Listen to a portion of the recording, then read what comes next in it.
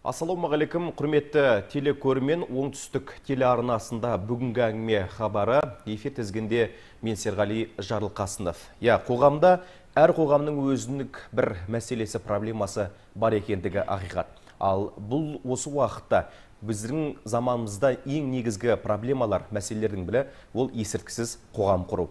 Және бұған жұмылдыру және осыныға жол бермеу әрбір азаматтың міндеті деп білеміз. Осыны ескере отырып, мемлекет басшысы кезекті өз жолдауында дәл осы халыққа жолдауында есірткінің, оның ішінде синтетикалық есірткінің таралуына, болашақ ұрпақтың жағдайына қауіп төндіретін ерекше атап өткен болатын. Жалпы бұдан шығудың қандай жолы бар, алдын алу үшін не істеу қажет? Осы сұрақтар төңірегінде 25 минут көлемде сіздермен кең ақпараттармен бөлісетін боламыз. Ендеше студия қонағымен таныс болыңыздар. Жұмабек Ташкент университетінің әлеуметтік және тәрбие істері жөніндегі проректоры Ғалымжан Битұрсын мырза бүгін бізде қонақта. Ғалымжан мырза, ассалаумағалейкум, қош келдіңіз. Саламатсыздар ма? Қайырлы таң болсын. Енді жалпы бүгінгі тақырыпты айтып өттік. Ал енді есірткісіз қоғам құру, бұл енді әрбір азаматтың осы жұмыла кірісетін іс екендігі белгілі. Енді президенттің өзі дәл осыны қолға алды, тиісті тапсырмалар берілді, және осыны ары қарай енді қолға алу үшін не істеу қажет? Қандай жолдары бар? Дұрыс айтасыз. Мемлекет басшысы өзінің жолдауында осы мәселені айқын айтып, үкіметке тапсырма беріп, алдын алу мәселесін қолға алған болатын. Енді бұл мемлекет басшысының назарында және де сала министрінің де үкіметтің де күн тәртібінде тұрған мәселе. Неге? Өйткені қазір жаһандану дәуірінде дамып келе жатқан мемлекетпіз. Бұл мәселе әлемдік мәселелерге жатады. Мәселен, кез келген мемлекет өркениетке жету жолында бірнеше этаптардан, бірнеше салалардың дамуының арқасында соларды бір-бірімен біріктіруінің нәтижесінде ғана жетеді ғой. Ал күйреу бір нәрседен ғана күйреп кетуі мүмкін. Мәселен, өркениетте мемлекеттердің күйреп жатқандарын да біз білеміз, үлкен мемлекеттердің. Үш мәселе бар. Нашақорлық мәселесі, жемқорлық мәселесі, терроризм мәселесі. Осы үш мәселенің біреуінің өзі ол мемлекетті күйретіп жіберуге, болмаса әлемдік аренада оның абыройын түсіріп жіберуге деген сияқты мүмкіндікке алады. Сондықтан да осы мәселені біздің мемлекет басшысы назарда алып отырған тегін емес. Әсіресе 22 жылды бәріміз білеміз. Енді бір сөзбен айтқанда, басы қатты, аяғы тәтті дейтіндей-ақ, қаңтар оқиға сондай ауыр басталып, соңы жақсы аяқталды ғой жылды. Бір сөзбен. Неге десеңіз, біз Конституциямызға арнайы референдум арқылы бірнеше өзгерістер енгіздік. Оны халықтың басым дауысымен қабылданды. Ол талқылауға ашықтан ашық салынды. Ешкімнің оған дауы жоқ. Референдум арқылы Конституциямызды бекітіп алғаннан кейін біз президенттік сайлау болды бізде. Президенттік сайлауда өте әділ, өте ашық өтті. Сенім артып мемлекет басшысын сайлап алдық.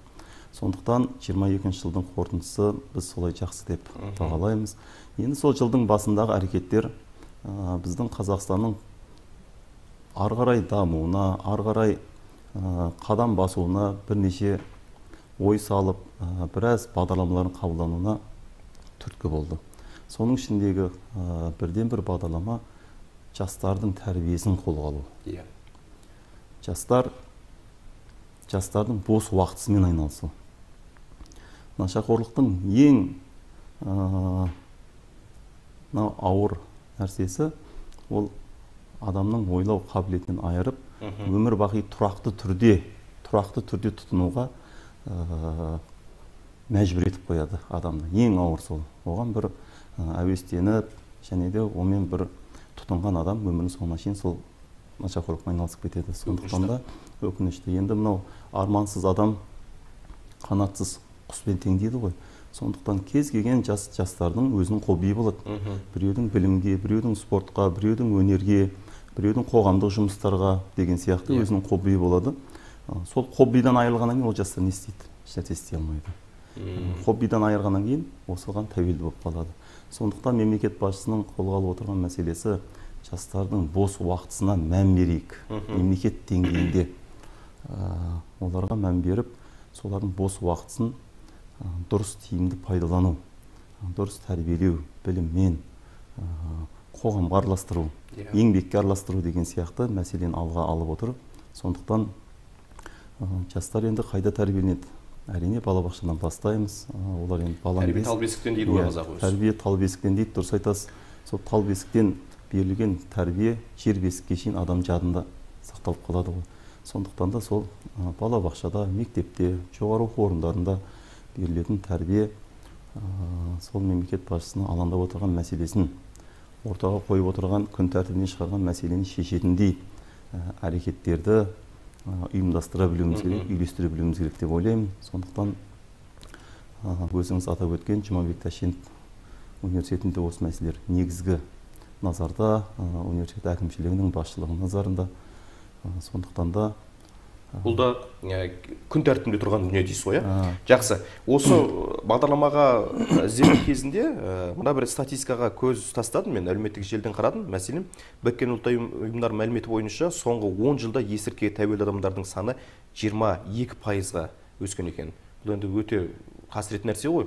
Одан кейін әлемде шамамен 275 миллион адам нашақор адам екен. Есірткі жыл сайын 500 мыңнан астам адамның өліміне себеп болады дейді. Қандай өкінішті жағдай? Бұл мәлімет тура мәлімет. Мен бұған қосыламын. Себебі бұл біз мемлекет деңгейінде алсақ та өсім байқалады. Бұның бірден бір себебі қазіргі еңбек қоғамынан озық технология қоғамына өткендігіміздің де әсері бар. Еңбек қоғамда жүрген адам ол физикалық тұрғыдан шаршайды да, ол ертеңге демалу керек, ертеңгі алдында оның еңбегі бар, жұмысы бар. Мәселен, біз өзімізде бала күнде осы сабақты оқыдық, кружокқа қатыстық, үйірмеге бардық, қосымша сабаққа бардық, бірақ біз еңбек еттік аздан кешке дейін. Белгілі күнде өзіміздің жұмысымыз болатын, үй шаруасында. Қазіргі жағдайда барлығын технология жасайды. Қазір өзіміздің балдарымызды да ананы істеп қойдың ма, мынаны істеп қойдың ма деп біз сұрамаймыз. Балам, сабағың жақсы ма дейміз. Болды. Мамандығыңа дайындал, болашақ мамандығыңа дайындал дейміз. Сол екі орталықта бос уақыттар болады. Осы бос уақыт мәселе осы жерде. Сондықтан бұл әлемдік мәселе болатында осы. Әлемде де бізден де озық технологияны өтіп кеткен мемлекеттер бар. Мәселен, әлде болса да біз еңбекқор болып саналатын шығармыз. Олардың қасында қара жұмыс ұмытып кеткен Жапония сияқты мемлекеттер бар. Мәселен, Корея сияқты мемлекеттер бар. Олардың қара жұмысын өзіміздің азаматтарымыз істеп жатқанда білеміз. Мәселен, әрине айлығы көп деп қуанып отбасын асырап отқан бірнеше азаматтарымыз бар. Дегенмен сол бос уақыт адамды сондай нәрсеге әбден әуес қылып жіберуі мүмкін. Егер де сол жердегі білім, тәрбие, ортаны тарту, озық технологияның желісімен жастарды кіргізіп жіберсе оларға кете береді. Одан қалып кеткен адам не істейді? Істейтін қара жұмыс жоқ, басқа жоқ. Сонымен сол жерде балдар өзінен өзі тәрбиесі бұзылып кетуі мүмкін. Бүгінде аталған университетте қызмет етіп келесіз ғой. Расында студенттік уақытта бір жағынан қызық, бір жағынан өте қауіпті болуы ықтимал. Неге? Себебі ауылдың баласы, қара жұмыс істеп келген баласы қалаға келеді, ары кетсе 4-5 сағат университетте болуы мүмкін, одан кейін 2 сағат бір сабаққа арнайды. Қалған уақытта бос болғанда жаңа өзіңіз айтып отқан осындай фактілер кездеседі. Ал енді осыны алдын алу үшін университетте қандай нақты жобалар бар? Айтасыз, ол ауылдан келіп қала келген бала ол пәтер жалдап тұрсын, болмаса жатақханада тұрсын, шынында да ата-ананың күнделікті бақылауынан, қадағалауынан тыс болады. Қазақ айтады өзі, әй дейтін қожа, қой дейтін қожа жоқ дейді. Сондықтан қадағаласа телефонмен бір звондап қойылады. Балам, не істеп жатсың? Тамағың дұрыс па, сабағың дұрыс па деп. Әрине бала жақсы дейді. Қайсымызға балдар жағдай жақсы ма, сабағың жақсы ма, сабағым нашар деген бала бар ма? Сабағым жақсы дегеннен кейін жұмыстан шаршап келген ата-ана жақсы деп ойлайды да демалады. Сондықтан біздің университетіміз тарихы бойынша ширек ғасыр болады, Алла қаласа. Осы жылы 25 жылдығын тойлайды. Осы жылдың мемлекет үшін бір маңызды жыл болды деп жатқаным, біздің осы жоғары оқу орнымыз үшін өте тарихи сәттер болды. Өйткені қоғам және мемлекет қайраткері, қазақ халқының бағына туған Жұмабек Тәшенов атамыз десек те болады, ағамыз десек те болады, елдің азаматы, сол кісінің есімі берілді. Ол деген біздің университетіміз үшін, біздер үшін және де осы шаңырақта білім алып жатқан жастар үшін өте үлкен бақыт бадар беретін жарқын болашақтың көрінісі деп ойлаймын. Тұтас бір қоғам қуанды. Қуанды, иә. Сондықтан университетімізде әсіресе жатақханадағы жастарды жіті қадағалап, оларға арнайы бағдарлама жасап жатырмыз. Жатақханада жастардың бос уақыттарын тиімді пайдалану. Коворкинг орталықтары деген бар қазір. Ол жерде балдар үйінде жатып, жеке-жеке жатып көретін, интернеттегі алатын мәліметтердің барлығын сол жерден алады. Әсіресе қазір жастар өзіміздің балдарымыз болсын, студенттерді аралаймыз, көреміз, олар барлығы компьютердің ішінде ойындарда қазір. Қазіргі заманның ойындары бар, оны әрине сізбен біз түсіне қоймаймыз. Сол ойындарға кіріп кетеді. Ал енді сол ойындарда коворкинг орталықтар ойнай алады, сабағында өткізе алады, кружогында қатыса алады, жастар өздері пікірлесе алады. Сол жерде барлық жағдай жасалған жастар үшін. Өйткені коворкинг орталық ол комплекстің сондай жасалған нәрсе, балдарға, жастарға барлық жағдай жасағанда, қыздармен танысса да, сабағына көмектессе де, экзамға дайындалса да, ғылыммен, тәрбиемен, спортпен барлық мүмкіндік бар. Сол орталықтарды ашып, тәлімгерлер бар бізде, факультет декандары, кафедра меңгерушілері. Қазір мынау мемлекетіміздің жаңа Қазақстан деп жатырмыз ғой. Жаңа Қазақстан әсіресе өткен жылы жастар жылы болып белгіленген, білесіз. Сол уақытта үкіметтің және мынау біздің ғылым және жоғары білім министрлігінің тарапынан өзін-өзі басқару деген бұрыннан болатын бізде. Соған қазір қатты басымдық беріп жатыр. Неге? Жастар қоғамға тез араласып кету. Жастар қызметке араласып кету. Мынандай іс-шаралар болады. Студенттік ректор, студенттік проректор, студенттік президент, студенттік декан дегенде менің ректорлық бір күнім, менің президенттік бір күнім, менің декандық бір күнім. Декан студентке орын босатып береді кабинетін. Бір күн сол студенттікі 9-дан 6-ға дейін. 1 минутқа шейін түскі үзіліс жұмыс жасайды. Жұмысын есеп береді. Сол сияқты өзінің сатысында бұл да болса мақсат жастарды қызметке, болашақ жұмысқа және де қызметкермен байланысуға жетелейтін нәрсе, және қызықтырады. Әрине жастарға барлығымыз да студент болдық, барлығымыз да оқушы болдық. Сол кездегі бәріміздің арманымыз елге қызмет жасасақ, қызметкер болсақ деген арман болды ғой. Жаңағыдай столда отырған үлкен кісілерді көрсе қызығып қарайтынбыз. Сол сияқты әрине оларда сондай арман болады жастарда. Әлбетте. Өзіміз осы студент кезде ойладық қой, қызметке тұрсақ, өз табысымыз өзімізде болады, мәселеміз бәрі шешіледі деп. Бірақ біз сол кезде білген жоқпыз ғой, мәселенің барлығы ақша тауып қызметке кіргеннен кейін басталады. Сол сияқты мемлекет тарапынан сондай бағдарламалар бар. Біз сол бағдарламаның аясында және де мынау осы бағдарламамен ұлттық рухани тәрбиеміз бар ғой, өзіміздің салт дәстүріміз бар. Ұлттық рухани тәрбиемізді байланыстырып, осымен солай жастарға мүмкіндігіміз жеткенше тәлім тәрбие беріп жатқан жағдайымыз бар. Ғалымжан мырза, қазір сөзіңізді де қарап отырып, расында да университеттің Жұмабек Тәшенов атын иемденгеніне шынайы біз қуанып отырмыз, және алдағы жұмыстарда берекелі болуына біз тілектеспіз. Өте жақсы айттыңыз. Расында да біздің тақырыбымыз осы есірткісіз қоғам болатын болса, соны тәуелділіктен арылу үшін жастардың сондай бір игімді істерген айналысса, онда бұл проблема болмайтындығы сөзсіз. Енді өзіңіз заңгерсіз, біз жақсы білеміз, бұған дейін талай сұхбатта болдық. Бірақ енді мынау нашақорлық деген қылмысты заң бойынша қалай сарапталады? Осы өңір айтып беріңізші. Заң аясында. Нашақорлықтың бірінші сипаты әлемдік деңгейдегі мәселе болып қабылданады. Бұл барлық мемлекетте сондай қабылданған. Өзіңіз осы күн тәртібін түсіндіріп жатқан кезде Біріккен ұлттар ұйымының мәліметін келтіріп кеттіңіз.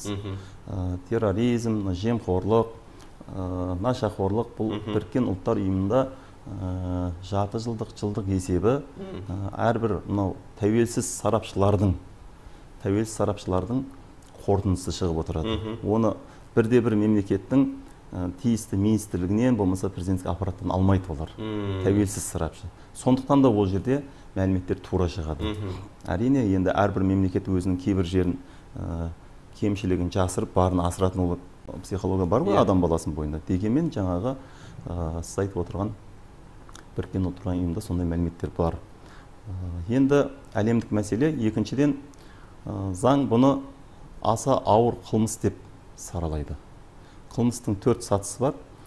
Жеңіл, орта, ауыр, аса ауыр. Өйткені Мәселен, адам өлтіру қылмысы да аса ауыр қылмыс. Өйткені адам өлтіруге, адамның жанын қиюға ешкімнің құқығы жоқ заңда. Табиғатпен берілген адамның жаны өзі биологиялық табиғатпен тоқтайды. Сондықтан енді адам өлтіру қылмысынан да бұның ауыр болады дегенім, адам өлтіру қылмысында мәселен бір адам өмірден өтсе, әрине ауыр қайғы отбасы үшін, қоғам үшін. Өйткені біздің Конституциямыздың бірінші бабында мемлекеттің ең асыл қазынасы адам, оның өмірі, оның құқықтары мен бостандықтары делінген. Сондықтан ол ең қымбат қазына. Ал енді мынау нашақорлық, есірткіге әуестену, есірткі бизнесі деген бірнеше адамның өмірін құртып кетуі әбден мүмкін. Енді талшыбықтай болып бұралып тұрған жастар ғой. Олар оның соңы неге апаратын білмегендіктен бар. Біліп тұрса, олар да белгілі бір ақыл парасаты бар ғой жастарында. Мәселен, ертең мен жаман болып қалам, мен арманыма жете алмай қалам, мен қызмет істей алмай қалам, мен сүйген қызыма қосылып керемет отбасы құрамай қалам, ата-анам үмітін ақтай алмай қалам десем, ол тоқтайды оны білсе. Білмегендіктен ананың жеңіл желпі. Мәселен, қазір электронды темекілері бар, басқалар бар.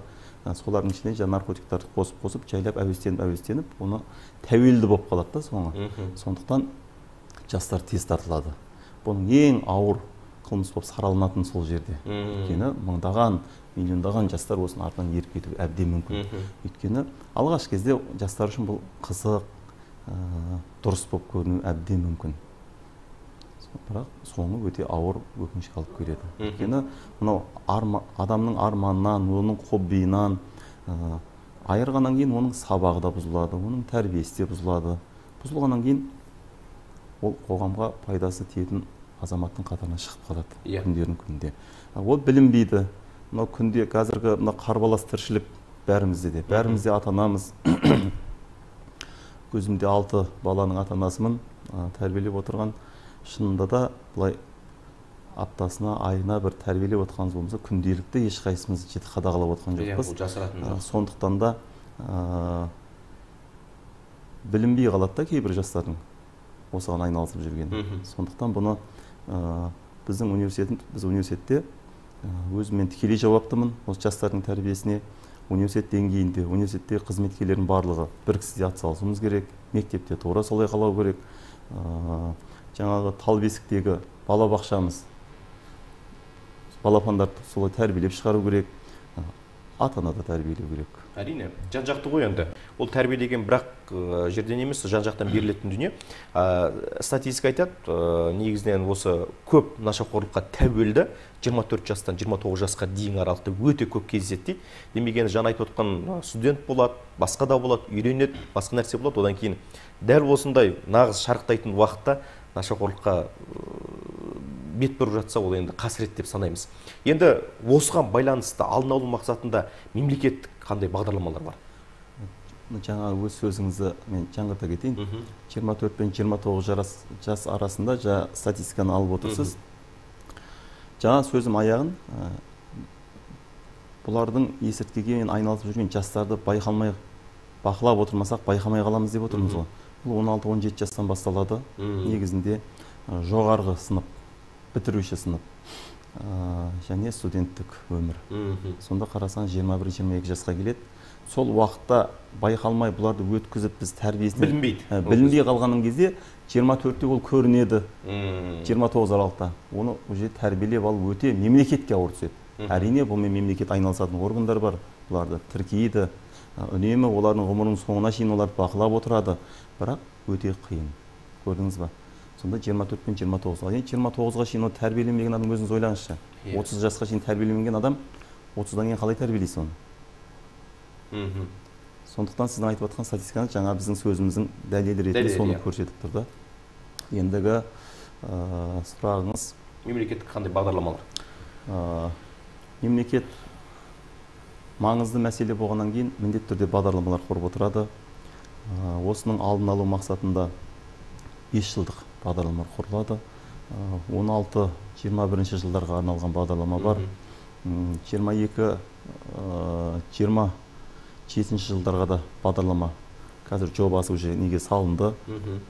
Әділет министрлігінің сайтына салынды, ол талқыланып жатыр. Осы қаңтар аяғына шейін көпшіліктің назарына ұсынылған. Ақпан айының басында бекітілетін шығар деп ойлаймын. Қазіргі кез келген заңдар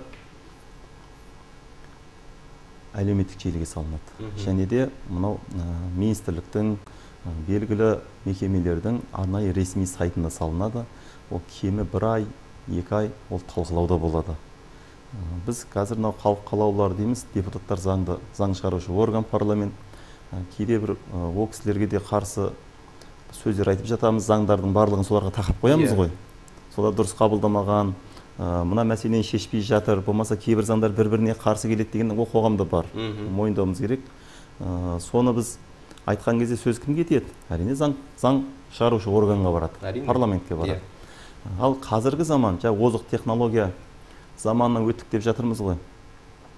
Бұның бізге жетістігі, бұның қиындықтары, жастардың бос уақытын тиімді пайдаланбасақ, жастарымыз әуестеніп кетуі әбден мүмкін. Ал енді тиімді жағы кез келген саладағы, кез келген заңдар тек парламентте бекітіле салмайды.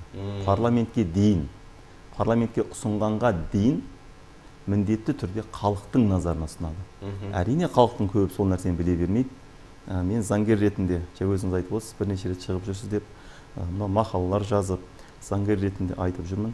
Жалпы заңдардың халықтың назарына ұсынылып жатқандығы туралы бұқаралық ақпарат құралдары телевидениеден бір арнайы бағдарлама болса деген мен үнемі ұсынысым бұл. Жазбаша түрде, мақала түрінде жазып жүрген нәрсе. Өйткені заңнан айналып ешкім өте алмайды. Қай сала болмасын, біз айналып келген заңдылыққа келеміз, тәртіпке келеміз. Сондықтан біздің бір бағдарламамыз, ол күніне шыға ма, аптасына 2 рет, 3 рет шығады ма, мәселен халыққа. Мынандай заңдар салынып жатыр. Мына министрлікте ғылымға байланысты мынандай заң, білімге байланысты мынандай заң, еңбек тәртібіне байланысты мынандай заң, нашақорлыққа мынандай заң салынды бүгін. 2 ай болады. Негізгі ішіндегі мәселелер мынандай мәселелер, өзгерсе мынандай деген нәрсе бағдарламалардан тамақтар айтылып отырса, халық үйінде отырып, бала-шағасымен отырып, шай ішіп отырып, оны тыңдап, қарап, жаңа мен айтып жатқан сайтта тұрған өзінің ұсыныстарын берер еді. Ұсынысыңыз тамаша екен. Сондықтан бұл бағдарламалар мемлекет тарапынан жасалған. Біз өзіміз университет деңгейінде министрлікке ұсыныс береміз. Министрлік президентке аппаратқа береді, сөйтіп олар ұсыныстарымызды жаңа біз айтқан бағдарлама бойынша ақпан айында бекітіп шығарады. Жақсы, енді Ғалымжан мырза, бізге берген уақытта өз мәресіне таяп қалады. Сондықтан да өзіңіздің бір қорытынды сөзіңіз болса, түйінді сөзіңіз, одан кейін біз сұхбатымызды аяқтасақ. Енді бір сөзбен айтқан кезде жастарымызды ертең мемлекетіміздің, еліміздің иесі болғандықтан, жарқын болашақтың иесі болғандықтан, солардың тәрбиесі болып жатыр ғой, бір сөзбен айтқанда. Сондықтан да осы жастарды мемлекет болып, әрбір ұжым, мекеме болып тәрбиелеу ол біздің міндетіміз. Соның ішінде айта кетерлігім, ата-ана болып та осы жастардың тәрбиесінде, және де осы наркобизнес деп жатырмыз, нашақорлық бизнес, нашақорлыққа, осы тақырыпта ата-аналардың үлес салмағы өте зор. Өте зор. Жаңа ай дейтін әже, қой дейтін қожа деп өзіңіз айтып кеттіңіз.